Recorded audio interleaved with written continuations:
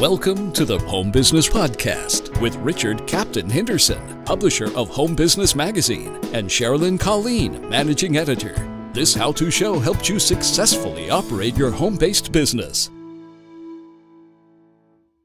Greetings and welcome to the Home Business Podcast. I'm Richard Captain Henderson, your skipper at Home Business TV. And I'm Sherilyn Colleen, your co-host. Let's secure, foresee, and get underway. Email is critical to your marketing and business success. Have you ever sent an email to a business partner, colleague, client, or sales prospect and never got a response? It's probably not that they are too busy to respond. It's because they don't want to respond. Simply put, your email did not hit the mark. If you want to be heard through all the clutter, before you press send, consider the recipient of your email. What can you do to make your email stand out from all the rest? Helping us today to get our emails sent and received is Stacey, Hanke, a communications expert and author of Influence Redefined. So, greetings, Stacey, Hanke. Say hello to our podcast audience. Hi, thanks so much for the opportunity today and to just share some tips and hopefully some very valuable takeaways that they can apply immediately. It's an important subject. Where are you connecting in from today? Chicago. Chicago, Very great. nice. Right down the road from us. In our neck of the woods. Oh, you're also in Chicago. Not quite. Nah, well, close. Minneapolis, St. Paul. Yeah. Okay, because we still, any city in the Midwest, we suddenly say we're all neighbors, right? Yeah, we're all neighbors. We live in flyover country. We do. Okay, all engines ahead stand. At the end of today's show, we'll share with you our best home-based business tip. Today's tip: in your call to action in a marketing offer, what is one of the best and most neglected ways to get that sales prospect to make a purchase decision? Stay tuned. We'll give you the answer at the end of today's show. Okay, Stacey, Hanke, let's lay the foundation for all of our email dysfunction. The root problem is our emails not being comprehended by those whom we send emails to. So what are the reasons that cause someone to ignore our emails in the first place? My first thought is, how much time do you have? Here's what I'm finding out. I've got a 3-hour broadcast here, so Do you? I don't think your listeners want to listen that long. definitely not to me. Exactly. I'll narrow it down. There's so many reasons why. I think the most common sense one is we don't give thought to it. Think about how long you've been sending emails in your personal life and your professional life. And numerous times we will receive requests from our clients saying, can you teach our leaders how to compose an email? I'm thinking, wow, that just seems so common sense. But I think because there's so much noise, meaning we are receiving messages 24/7 every day in many different mediums, emails are even that much more important to take time to think through it before you press send. The very first one, and this is not in any order, how many of us find that we get emails that don't even pertain to us? Message you're thinking, I don't even know why I received it. We really need to think through who is receiving it and why, and what do they really need. If we just thought through those three, I bet you'd minimize the amount of messages that you're sending to the masses population. The second one, again, this is not in any order, make your emails accompany with more white space than words. When in doubt, always have a conversation before sending an email.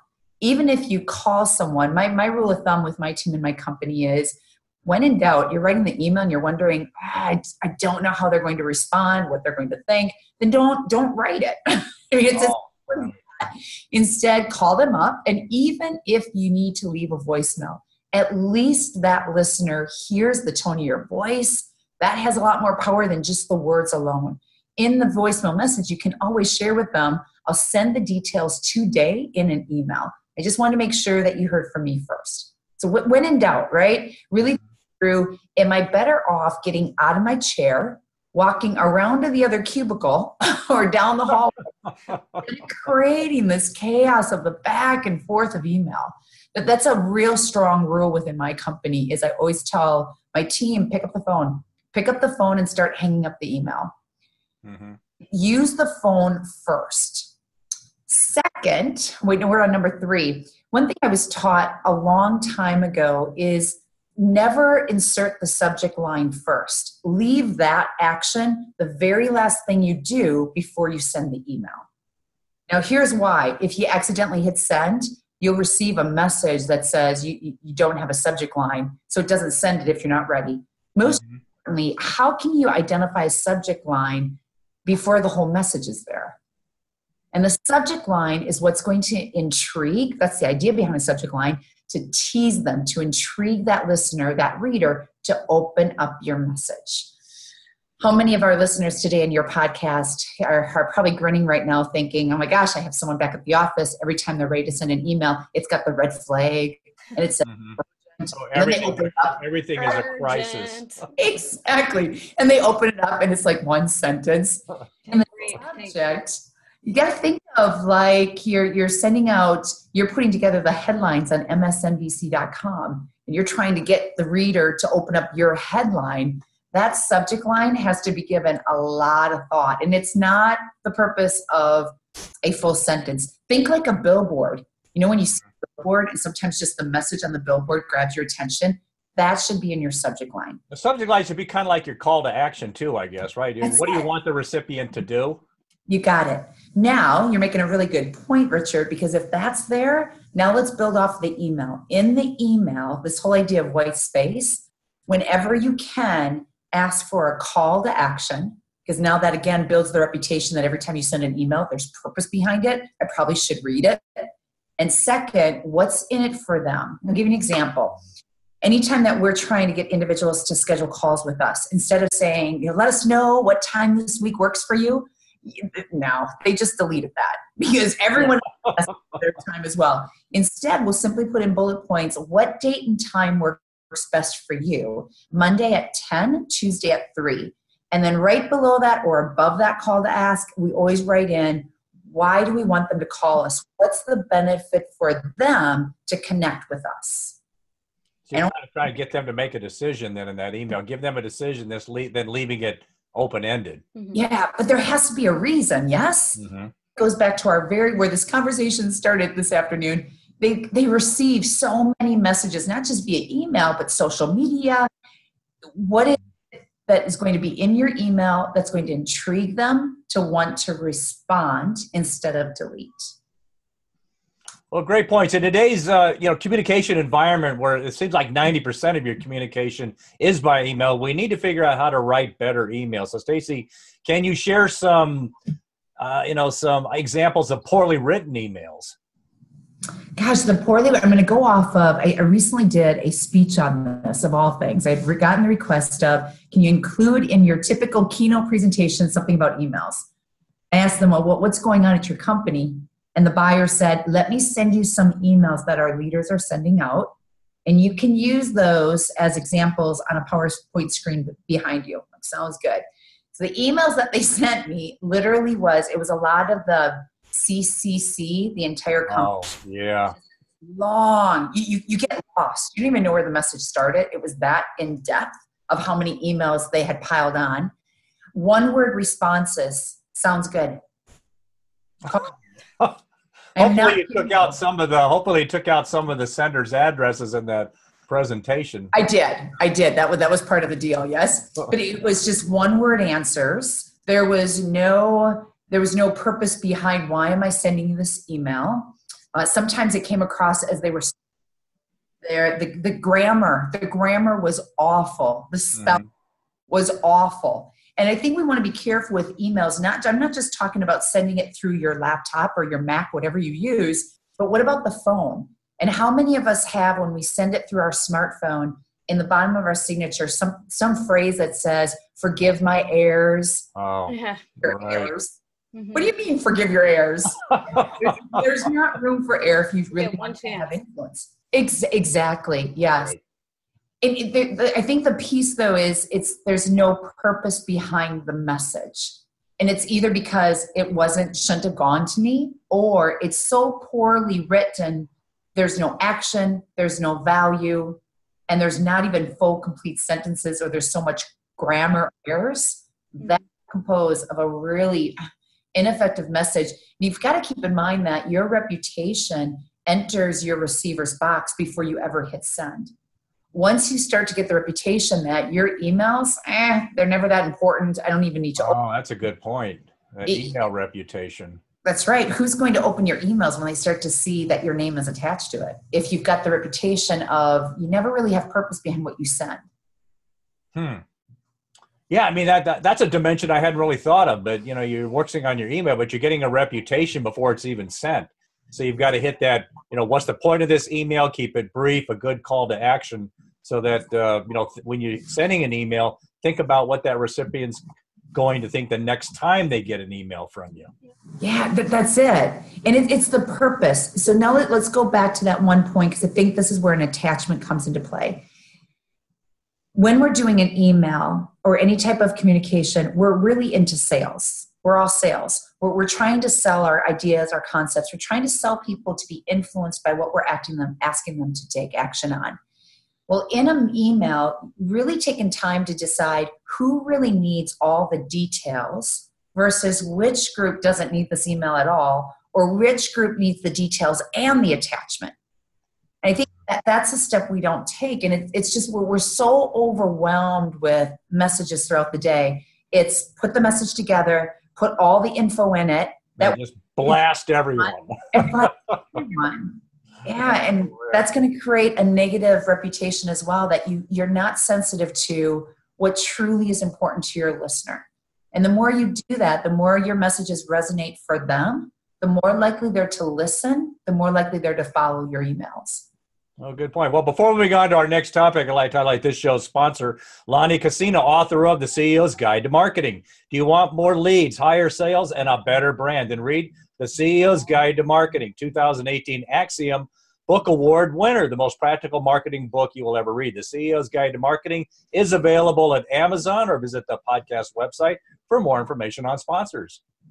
Now, Stacey, the equivalent of shouting into the telephone 20 years ago is putting words in all capitals in an email. So, to all caps or not to all caps? I just yell at my email when I'm sending it. No. That works too. Exactly. In hopes it will work, right? No caps. No. Amazing. No That's caps. No caps. No caps. It seems so common sense, yet I do receive messages from my clients that it's all caps.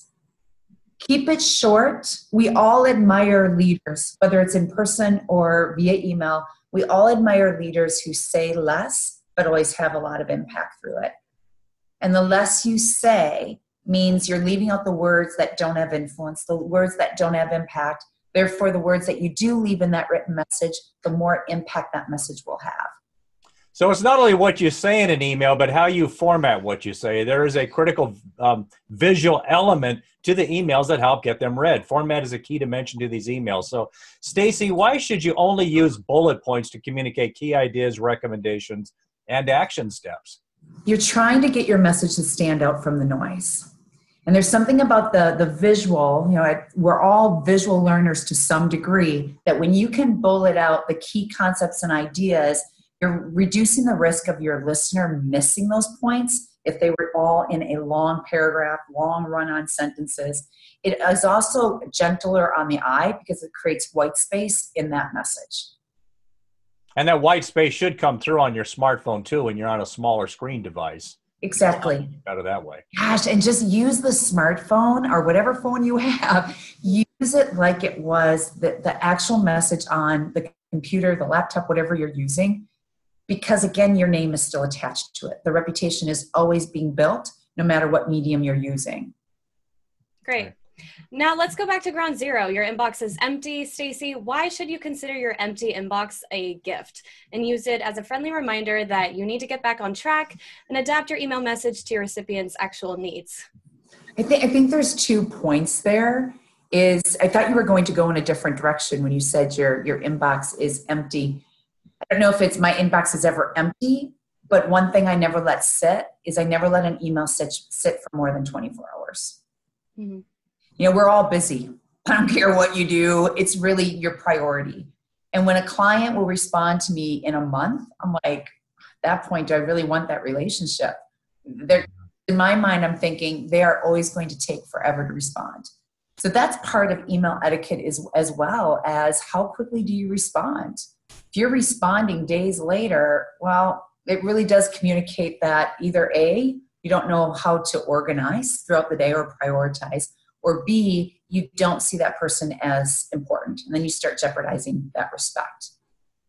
Well, that's a good point to pull out. If you're, if you have an important client or somebody you're trying to reach and you're not responding in a timely manner with email, just thinking it's there at your convenience, you could actually be jeopardizing that relationship because, again, it gets back to how is the recipient viewing that?